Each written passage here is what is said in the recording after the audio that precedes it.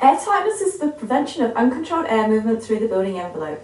A drafty house leaks energy and is uncomfortable to live in. We call this infiltration.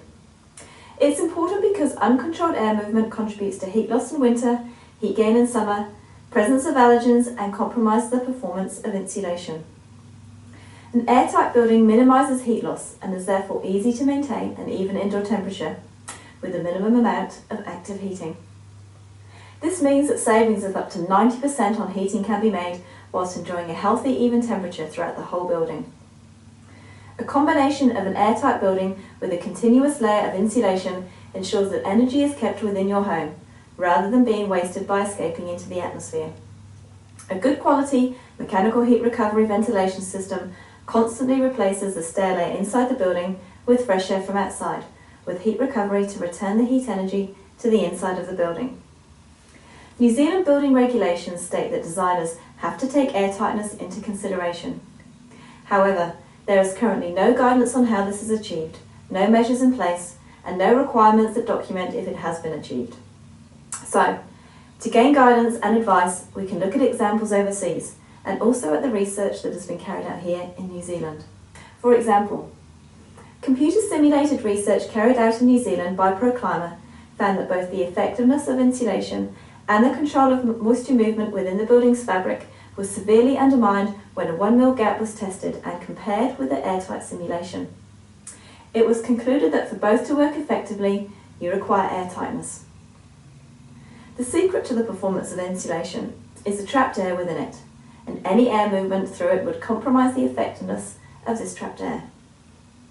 Additionally, as warm air flows through insulation to the exterior of the building, at the point it finds a cold surface, condensation occurs. This typically occurs at 11 to 12 degrees Celsius and is called the dew point. When this occurs, it often leads to the formation of mould.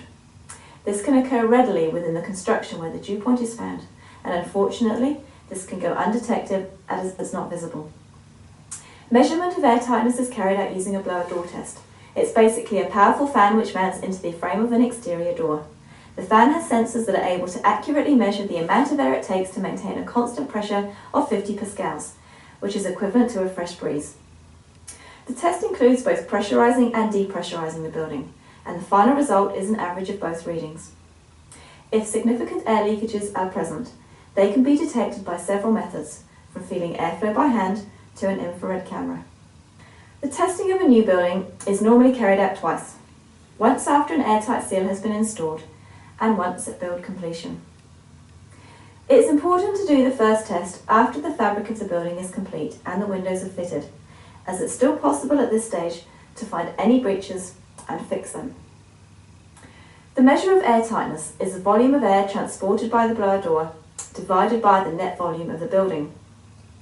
In a certified passive house, for example, the air tightness measure should be less than 0.6 air changes per hour at 50 pascals. Low energy buildings sit closer to 1, and houses built to the minimum building code can sit around 3 to 5. The lower this figure, the more airtight the building. This means the more effective the insulation will be, and the more efficiently the mechanical heat recovery system will work, meaning fresher filtered air and a controlled, constant inside temperature year-round. It will also help to avoid compromising the integrity of the building fabric through better control of moisture movement. In my next video, I will talk about how we avoid any trade-off between adequate air tightness and your thermal comfort. To find out more about air tightness and a better performing home, grab our free guide on the link below.